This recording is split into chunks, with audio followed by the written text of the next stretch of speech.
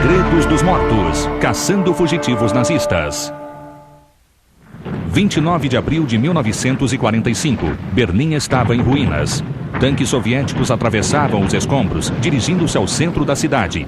Mas dentro do abrigo do Führer, bem no centro da chancelaria do Reich, a guerra já havia terminado. O líder nazista Adolf Hitler havia se matado. O Terceiro Reich chegava ao fim. Os aliados estavam dispostos a punir os nazistas que deram início à Segunda Guerra e foram responsáveis por grandes crimes contra a humanidade. No entanto, nem todos foram punidos. Alguns conseguiram escapar do castigo. Monstros como o terrível médico Josef Mengele, o carrasco da Gestapo Adolf Eichmann, o carniceiro de Lyon, Klaus Barbie, e o comandante do campo de extermínio, Franz Stangl. Todos eles representam os terríveis excessos do Terceiro Reich e todos conseguiram escapar do cerco aliado que ia se fechando. Dizem que eles fugiram em submarinos durante os últimos dias do Reich, mas revelações recentes descrevem uma história bem mais sinistra. É uma viagem aos recônditos sombrios da Europa do pós-guerra. Uma viagem que expõe a rede que eles usaram, desde a Cruz Vermelha Internacional até a CIA e sem poupar o Vaticano. A história dos nazistas que fugiram da justiça começou nos últimos dias da Segunda Guerra Mundial. Em uma série de ataques e invasões dos aliados, a Alemanha ficou destruída. As construções ficaram em ruínas. O governo foi desfeito. Os soldados se misturavam aos civis, todos desesperados para escapar da brutalidade implacável do exército russo. Milhões de homens e mulheres comuns percorriam a cidade destruída sem saber para onde ir. Os aliados ocupavam a Alemanha nazista. Eles teriam um trabalho monumental pela frente, que era alimentar a população. Os aliados precisaram usar todos os seus recursos e cometeram erros ao avaliar os milhões de desabrigados que procuravam por eles. Alguns dos nazistas mais famosos que não se mataram na derrocada de Berlim tornaram-se alvos de caçadas impressionantes. Alguns foram capturados. O comandante nazista Hermann Göring foi levado a julgamento em Nuremberg. Condenado à pena de morte, ele se suicidou. Heinrich Himmler tentou fazer-se passar por um oficial comum do exército, mas foi identificado e preso pelos soldados ingleses. Quando foi interrogado, engoliu uma cápsula de cianureto e morreu. Para muitos outros nazistas, foi mais fácil desaparecer. Eles eram menos conhecidos e dificilmente apareciam nos noticiários da época. No caos que dominava a Europa em 1945, eles apenas fingiam ser alemães comuns. Misturando-se à multidão, pretendiam escapar da justiça dos aliados. Adolf Eichmann foi uma figura importante na máquina de guerra instituída por Hitler. Em 1942, organizou uma reunião nesta casa em Wannsee, perto de Berlim, onde a decisão final, o extermínio dos judeus da Europa, foi posta em andamento. Assim que a guerra acabou, Eichmann passou por diversos centros de investigação e não foi reconhecido. Durante 4 anos, trabalhou em uma granja na região da Alemanha ocupada pelos ingleses. Depois ele simplesmente desapareceu. Josef Mengele era conhecido como o Anjo da Morte. Médico responsável por Auschwitz, ele esperava a chegada dos trens, escolhia quem ia morrer, quem faria trabalho escravo e quem ele usaria em experimentos perversos. Mengele tinha fascínio por gêmeos e fazia testes aterrorizantes com eles. Quando a guerra acabou, ele conseguiu fugir do exército soviético. Usando um nome diferente, passou os 5 anos seguintes no sul da Alemanha, vivendo uma rotina normal, trabalhando na fábrica de implementos agrícolas da família. Os julgamentos da guerra começaram e seu nome foi citado repetidas vezes. Era questão de tempo até que os aliados o encontrassem. Ele precisava sair da Alemanha. Franz Stangl era comandante em Treblinka, um dos piores campos de extermínio na Europa nazista. Ele foi responsável pela tortura e pela morte de centenas de milhares de prisioneiros. Em 1945 foi preso como oficial da SS, mas os investigadores não sabiam de seu passado. Frank foi um prisioneiro de guerra como qualquer outro durante 2 anos, até que foi transferido para uma cadeia na Áustria. Mas em maio de 1948 ele fugiu. Frank conseguiu se deslocar da Alemanha para a Itália. Lá ficou sabendo de um padre católico em Roma que ajudava oficiais nazistas a fugir da justiça dos aliados. Frank procurou o Vaticano.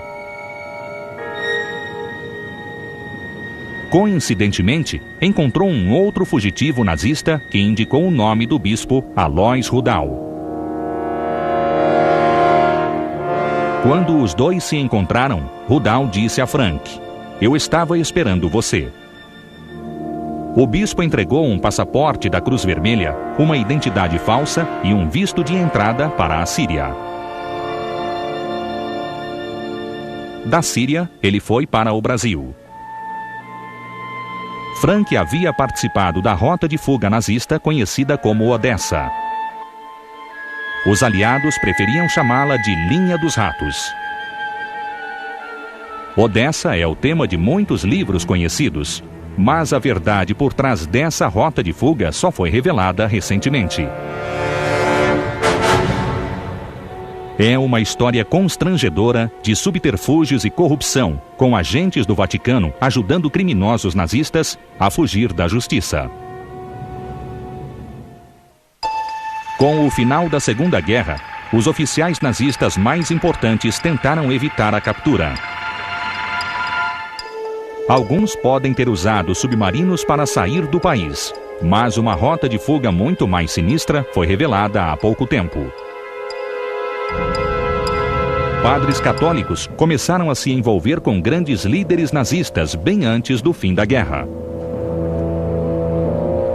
O Estado do Vaticano teve de sobreviver ao regime fascista de Benito Mussolini. Em julho de 1943, veio o teste mais difícil. Americanos e ingleses invadiram a Sicília e Mussolini foi preso. 2 meses depois, a Itália se rendeu aos aliados. Hitler ficou furioso e mandou que os soldados alemães invadissem o país. A SS entrou em ação e espalhou o pavor entre os italianos. Mas nem todos os padres católicos eram contrários à presença dos nazistas. Muitos eram anticomunistas convictos e apoiavam a repressão contra os cidadãos italianos de esquerda. Alguns chegaram a apoiar Hitler ativamente. Um deles era o bispo Alois Rudau, nascido na Áustria e responsável por um seminário para padres alemães em Roma. Ele também era membro inscrito e ativo do Partido Nazista. Em agosto de 1944, Rudau envolveu-se com uma organização papal criada para ajudar refugiados. Eles ajudavam os refugiados fornecendo documentos falsos de identificação. A organização deveria ajudar judeus e outras vítimas da opressão nazista, mas também era usada para outros fins.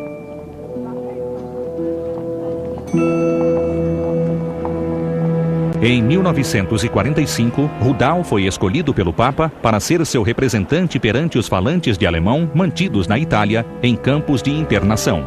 Isso permitiu o contato de Rudau com diversos fugitivos nazistas procurados.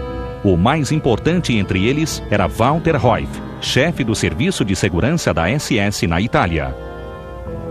Antes de ir para a Itália, Reuff esteve envolvido na perseguição a judeus e eslavos na Polônia e no oeste da Rússia. Ele inventou a câmara de gás móvel, que fez pelo menos 100 mil vítimas. Ruyff também teve seu papel na ocupação alemã na Itália, logo após a rendição aos aliados. Era um regime brutal. Quando o exército alemão na Itália se rendeu, em 1945, Ruyff conseguiu um passaporte falso, mas não chegou muito longe. Foi encontrado por soldados americanos e preso. Um padre católico transferiu Ruyff da cadeia para um hospital militar americano, de onde ele foi liberado depois. Agentes do Departamento de Informação conseguiram prendê-lo. O que eles fizeram foi chocante. Eles descreveram para Ruyff as atividades comunistas no norte da Itália. Walter Ruyff seria tão útil nesse caso que foi libertado da cadeia e voltou ao seu apartamento em Milão. Ruyff entrou em contato com Rudal, que o apresentou a um arcebispo fervorosamente anticomunista. Ele deu dinheiro a Ruyff, além de um passaporte da Cruz Vermelha para a Síria. Mas em vez de fugir, Ruyff voltou a Milão para criar uma rota de fuga para os nazistas com Rudal. Eles contaram com a ajuda de um colega da SS que tinha feito fortuna com falsificação de dinheiro. Esse dinheiro ajudava a financiar as fugas. A rede secreta de Ruyff e Rudal permitia que os nazistas embarcassem em navios em Gênova, rumo ao Oriente Médio ou à América do Sul. A região do Tirol, perto de Murano, na Itália, era o ponto inicial da rota de fuga. Lá, um dos diversos centros que abrigavam os alemães fugitivos era Schloss Hametz. Um ex-caçador de nazistas descreveu o que acontecia lá dentro. That was the headquarters for bringing the Nazis out of Germany and Austria into Italy. It was also the headquarters for the money laundering. The SS had used Jewish forgers and engravers, if you will, to make millions of counterfeit British pounds and American dollars.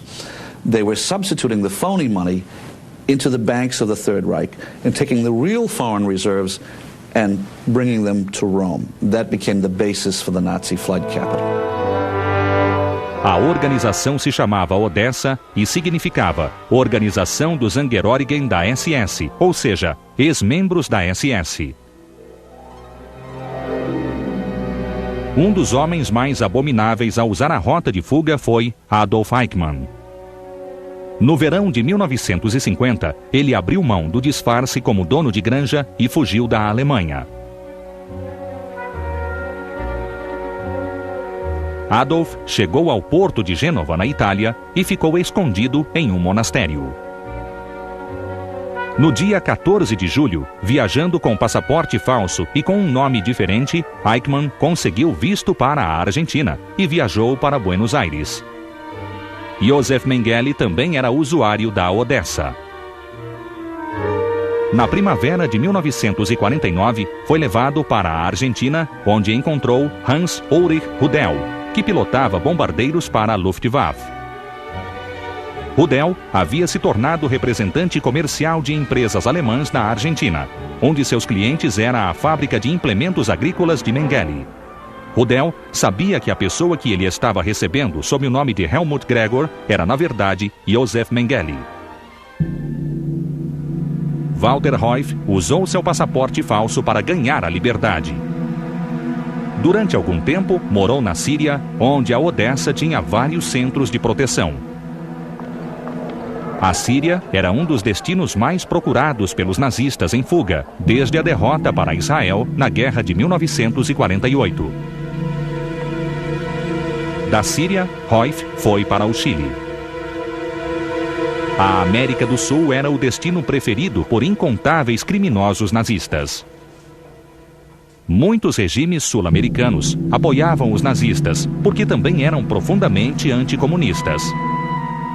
Além disso, comunidades de imigrantes alemães haviam se estabelecido nesses países. Antes da guerra, os nazistas estabeleceram contato com essas comunidades e enviaram navios em missões de boa vontade, o que levantou suspeitas entre os americanos. O FBI recebeu uma autorização especial para atuar fora do território americano e monitorar esses imigrantes alemães.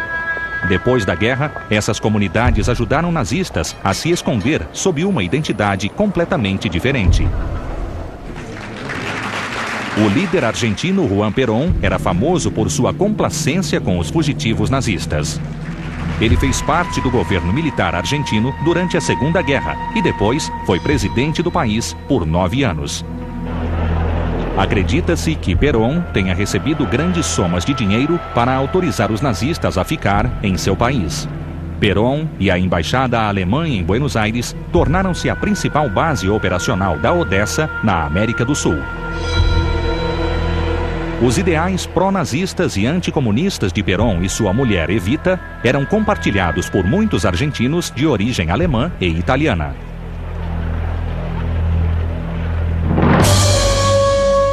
Neste bairro de Buenos Aires, Joseph Mengele vivia tranquilamente e aparecia com seu nome verdadeiro na lista telefônica da cidade.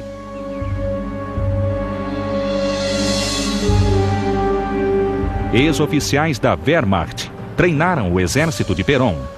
Eles continuaram usando seus antigos uniformes e diversos técnicos alemães comandavam muitas das indústrias argentinas. Mas os aliados não ignoravam essas atividades. Em 1947, um relatório feito pelo Serviço de Informação Americano em Roma confirmou que o Vaticano era a organização que ajudava os nazistas a fugir. Bill Gowen ajudou a fazer o relatório. There were hundreds of thousands of refugees here of many nationalities. There were Poles, there were Croatians, there were Hungarians, Romanians, Germans, Austrians, Italians who had no place to live. And all these people were looking for identity papers, for a place to stay, for food, and some sort of support. And in this teeming mass of humanity, the war criminal who was on the run could hide himself very easily and was very difficult to find them. As diversas provas do trabalho do bispo Rudal com os criminosos de guerra nazistas ameaçavam tornar-se um escândalo para o Vaticano. Em 1952, Rudal foi obrigado a deixar o cargo, mas o envolvimento do Vaticano não acabou por aí.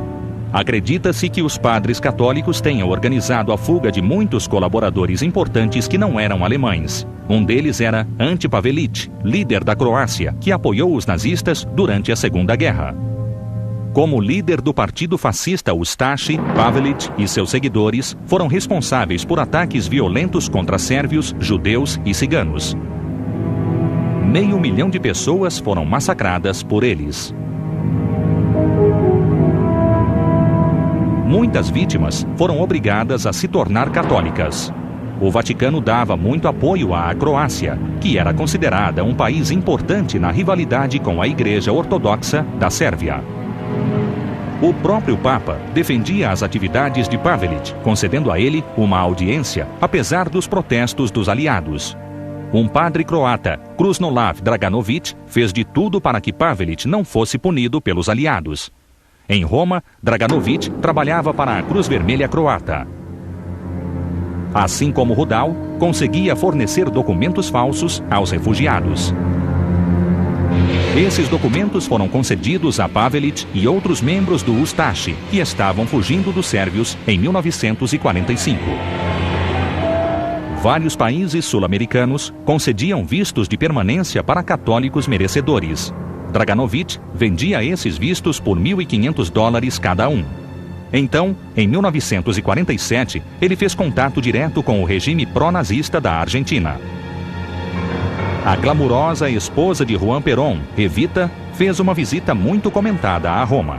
Foi o auge das relações dos nazistas com a América do Sul.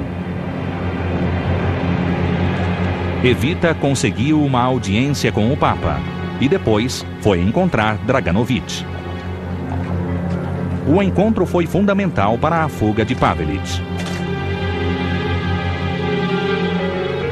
Until Eva Perón met Draganović, None of these people, none of these Croat war criminals had gone to Argentina. Within 2 months, Pavelic arrived in Buenos Aires and had no problems there. Evita até visitou Gênova, cidade portuária italiana por onde muitos líderes nazistas conseguiram fugir. Next to her husband, Evita Peron was the most guilty person in the world in terms of the flight of Nazi war criminals. The greatest crime in human history went unpunished, largely because this egotistic young woman sought to increase her status with the Vatican and with the leading nations in Europe. Acredita-se que Draganovich fosse membro de um grupo católico chamado Intermedium. Nos anos 40 e 50, esse grupo era famoso por enviar nazistas para fora da Europa Ocidental. O Serviço de Informação americano estava envolvido com o Intermedium e costumava recrutar agentes nessa organização. Esses agentes eram usados para formar grupos rebeldes por trás da cortina de ferro e da porção comunista da Europa. Outra rede usada pelos nazistas era comandada por uma das figuras mais heróicas do Terceiro Reich, Otto Skorzeny, assistente pessoal de Hitler e líder das forças especiais alemãs. Skorzeny conseguiu fugir da punição dos aliados e ajudou muitos outros nazistas, criando uma rede de contatos secretos e centros de proteção que levavam as pessoas da Espanha fascista até a América do Sul.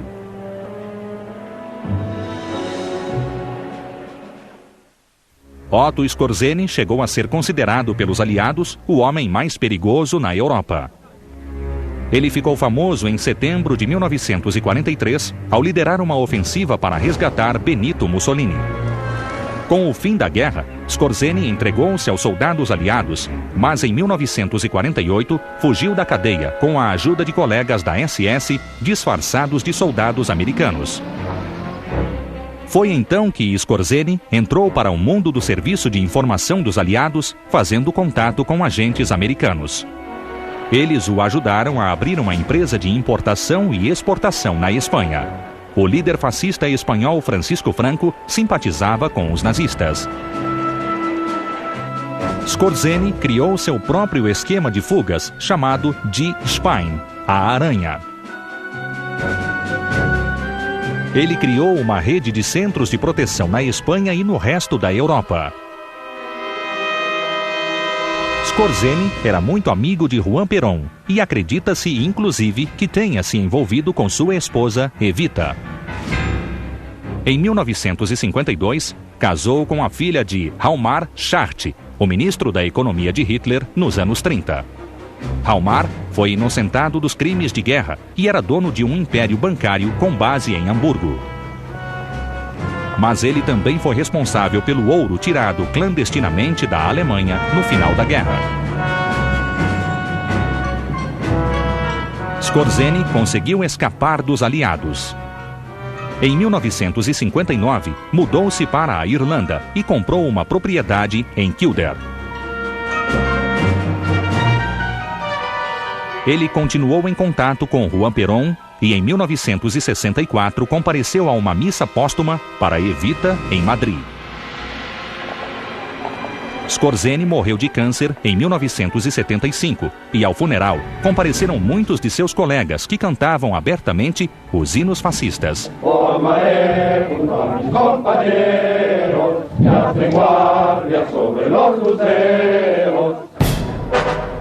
Mas não eram apenas os nazistas que facilitavam a fuga de seus colegas. Na guerra contra o comunismo soviético, com a Alemanha na linha de frente, o Serviço de Informação americano recorreu a ex-agentes nazistas para conseguir informações sobre as ameaças de esquerda. Um desses nazistas fez seu próprio plano de fuga. O general Reinhard Gehlen era chefe do Serviço Alemão de Informação no fronte oriental. Ele microfilmou e enterrou registros de suas operações secretas contra o Exército Vermelho. Esse foi seu passaporte para a liberdade. Quando a guerra acabou, Gehlen escapou do Exército Vermelho. Levou com ele as microfilmagens e entregou-se aos americanos. Depois de ser interrogado nos Estados Unidos, voltou para a Alemanha e reuniu sua antiga equipe em uma sede na cidade de Munique. Ele começou a trabalhar sob o comando do Serviço de Informação americano. Voltou a fazer contato com ex-agentes alemães que estavam agindo infiltrados no leste europeu. Também chamou ex-agentes que atuavam no Departamento do Exterior. Mas é provável que tenha ajudado muitos ex-nazistas a fugir. Gehlen entrou em contato com Otto Skorzeny e pode ter ajudado o colega a se estabelecer na Espanha. Talvez Gehlen seja o mais aceitável dos agentes alemães recrutados pelo Serviço de Informação, mas nossa próxima história é sobre um agente capaz de macular todos os outros envolvidos. Klaus Barbie era chefe da Gestapo na cidade de Lyon, na França. Seus atos de barbárie lhe renderam o apelido de Carniceiro de Lyon. O grande golpe de Barbie foi a prisão de Jean Moulin, o chefe da resistência francesa. Moulin havia conseguido unir facções inimigas no movimento francês de resistência de 1940. Por causa da brutalidade e das torturas de Barbie no interrogatório, Moulin morreu. No dia 6 de abril de 1944, caminhões alemães chegaram a uma aldeia francesa. Eles invadiram uma escola usada como refúgio para crianças judias. Foi um momento brutal, em que crianças de apenas 3 anos de idade foram presas. As crianças foram levadas para Auschwitz, na Polônia. Sua viagem terminou em uma câmara de gás. Um telex descrevendo os acontecimentos foi assinado por Klaus Barbie. Ao final da guerra, a atuação de Barbie na França contabilizava mais de 4.000 mortos e mais de 7.000 deportados. Ele foi considerado um dos maiores criminosos de guerra, procurado por homicídio e tortura em Lyon. Mas ninguém conseguia encontrar Barbie. Ele fugiu para a Alemanha e conseguiu se esconder em meio ao caos do pós-guerra. Os agentes que ajudaram na fuga eram americanos. Esse é um dos episódios mais sombrios da caçada aos fugitivos nazistas. Klaus Barbie, o carniceiro de Lyon, responsável pela morte de milhares de homens e mulheres franceses. Em 1945, ele não foi levado à justiça, mas fugiu e não foi com a ajuda de colegas nazistas, mas sim de agentes do Serviço de Informação americano. Quando as relações pós-guerra entre a União Soviética e os aliados do Ocidente foram piorando, as habilidades dos agentes da Gestapo passaram a ser úteis. Com o início da Guerra Fria, Barbie foi contratado pelo Serviço de Informação americano na Alemanha Ocidental. Nos primeiros anos de paz na Europa, o movimento político era contrário a qualquer resquício de nazismo ou fascismo. Os Estados Unidos temiam que muitos países europeus elegessem governos de extrema esquerda. O Serviço de Informação precisava de Barbie para coletar dados sobre agentes comunistas na Europa. Ele ficou instalado em uma casa confortável em Augsburg. Houve tentativas de interrogá-lo sobre seu passado, mas sua utilidade para o regime era muito maior do que a determinação de puni-lo. Em 1948, a Rússia isolou Berlim Ocidental. O mundo estava prestes a ver um conflito armado e Barbie continuava sendo útil. O agente Eugene Kolb estava disposto a ignorar o passado de Klaus.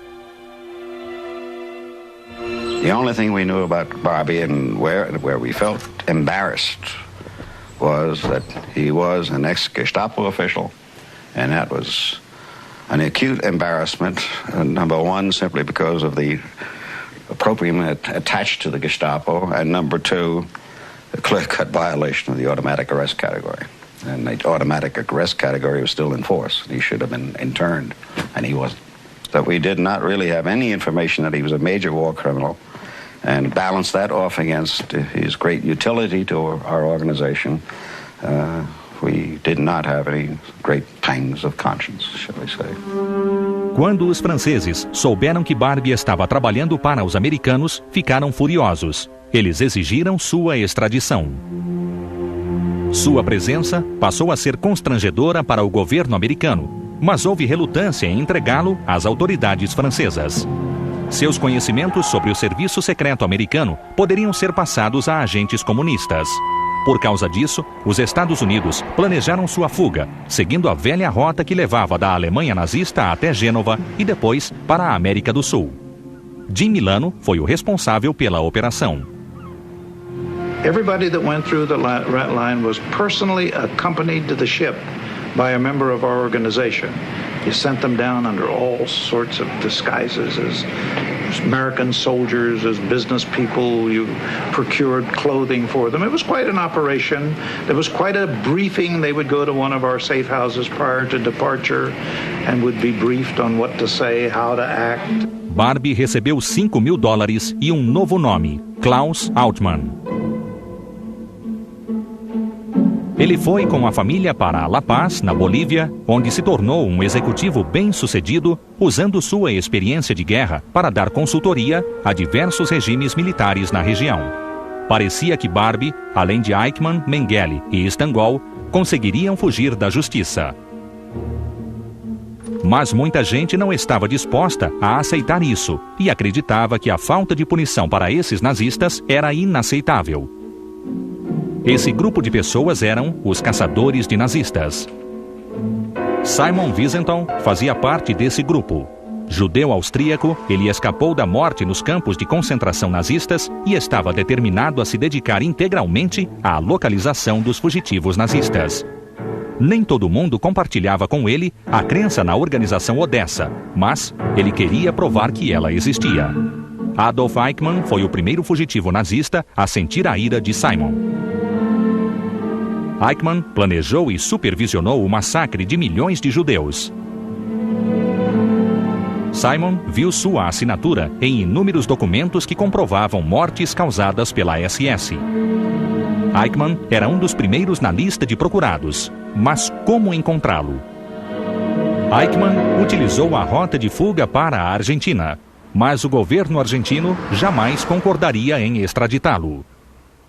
No início de 1960, o Serviço Secreto Israelense enviou agentes a Buenos Aires.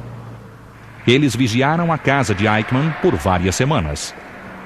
Enquanto ele esperava o ônibus, 4 homens o obrigaram a entrar em um carro. Eichmann protestou, disse que era o homem errado, mas os agentes examinaram o suspeito e colocaram o cap da SS na cabeça dele. Aquele era o homem certo. Eichmann foi levado até o aeroporto de Buenos Aires e colocado clandestinamente em um voo. Em 1961, Eichmann foi a julgamento em Israel. Após 8 meses, foi considerado culpado e condenado à morte. O próximo na lista dos monstros nazistas era Josef Mengele, o médico responsável em Auschwitz.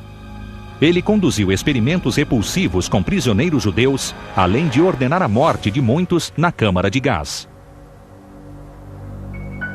Simon queria pegá-lo, mas Mengele sempre conseguia escapar dos caçadores de nazistas.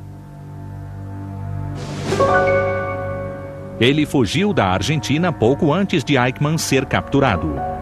Hans-Ulrich Rudel conseguiu cidadania paraguaia para Mengele. 2 anos depois, ele saiu de lá e foi para o Brasil, onde viveu tranquilamente até 5 de fevereiro de 1979. Naquela manhã, Mengele foi nadar em uma praia a 65 quilômetros de São Paulo. De repente, sofreu um derrame e morreu afogado. Em junho de 1985, em uma pequena cidade perto de São Paulo, o túmulo de Wolfgang Gerhard foi aberto. Lá dentro estava o corpo de Josef Mengele. Seu crânio foi levado para exames.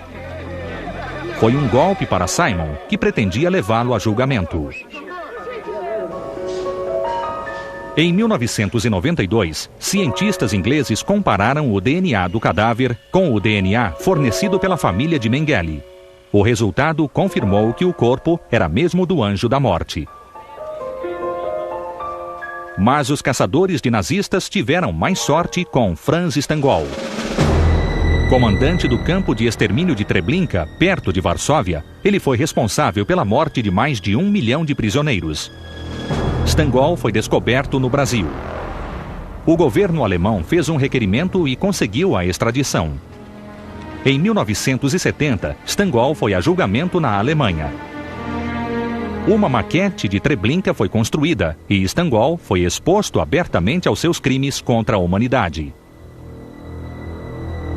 Simon ocupou seu lugar no tribunal. Stangl foi considerado culpado e condenado à prisão perpétua. 1 ano depois, morreu. A organização Odessa continuava operando sempre às escondidas, mas mesmo assim chamava a atenção de alguns caçadores de nazistas. Foi preciso um best-seller para trazer a organização à tona e indicar que o fim estava próximo para a rota de fuga. Em 1972, o escritor inglês Frederick Forsyth publicou o livro O Dossiê Odessa. O livro contava como os nazistas haviam fugido da Europa quando a Segunda Guerra Mundial terminou. Eles usaram uma rede complexa de acordos secretos e amigos em postos importantes. Esse era o caminho para a liberdade na América do Sul.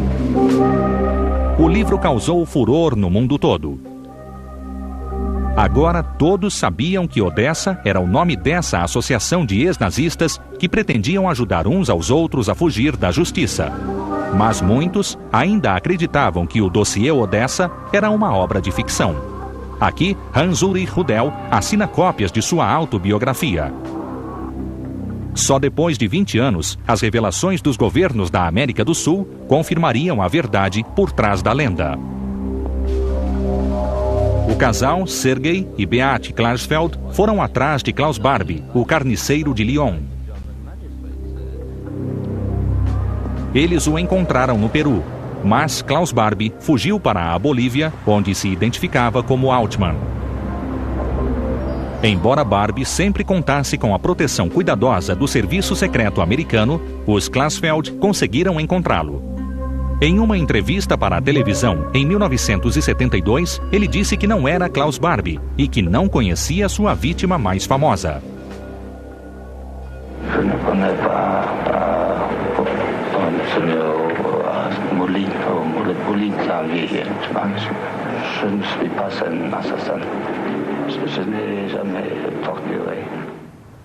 Em 1983, a pressão política contínua deu resultado.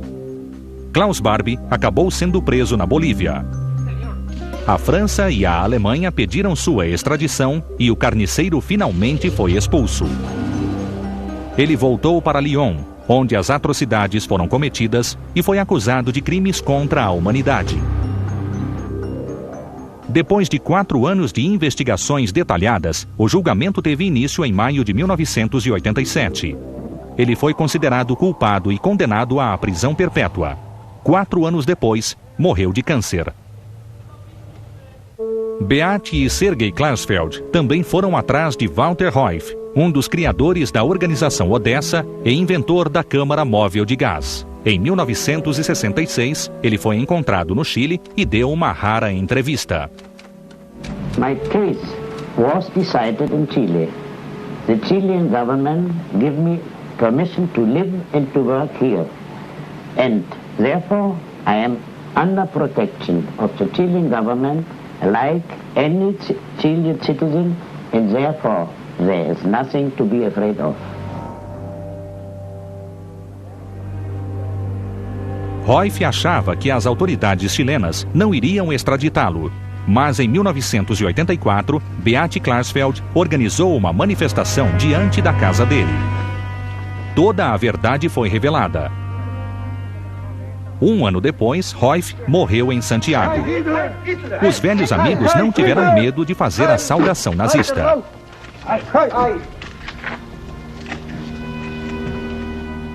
Muitos nazistas que acreditavam ter fugido da justiça acabaram sendo desmascarados. Em 1992, a revelação final que provaria a existência da Odessa veio à luz. Naquele ano, Carlos Menem, presidente da Argentina, ordenou que o governo e as instituições públicas divulgassem os arquivos sobre os nazistas.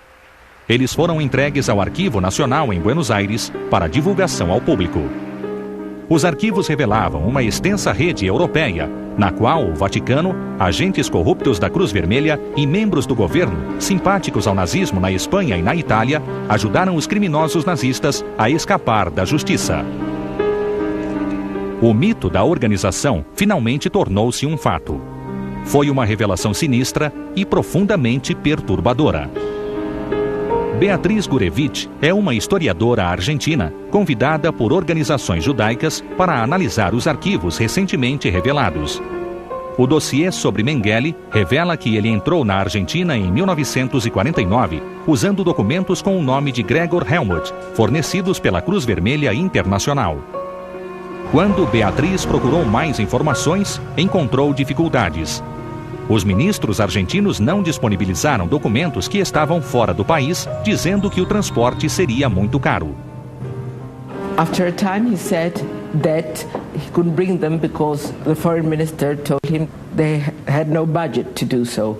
I don't know if the minister said that, because sometimes in Argentine bureaucracy is much more regressive. Em julho de 1994, a investigação sobre os nazistas na Argentina sofreu uma grande guinada. Uma bomba explodiu em Buenos Aires, destruindo um prédio onde funcionavam organizações judaicas. 86 pessoas morreram na explosão.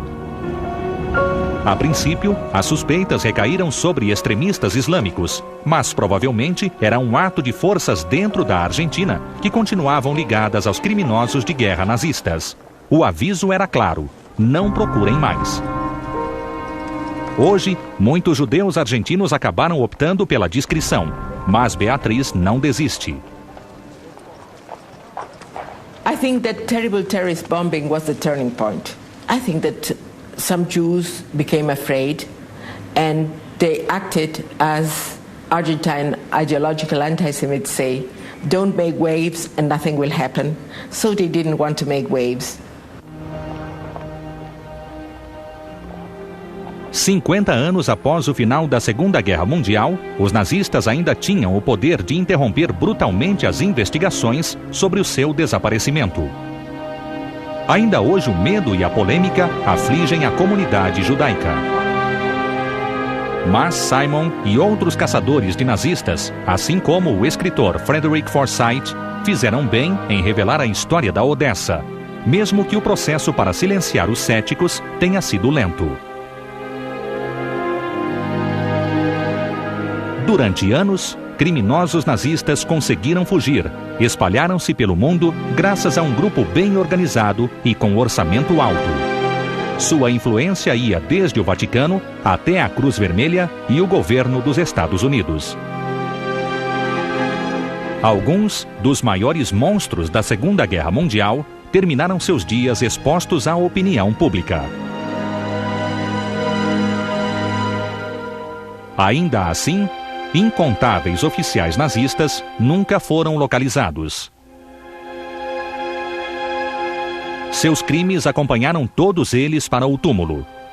E seu paradeiro é um dos maiores segredos da Segunda Guerra Mundial.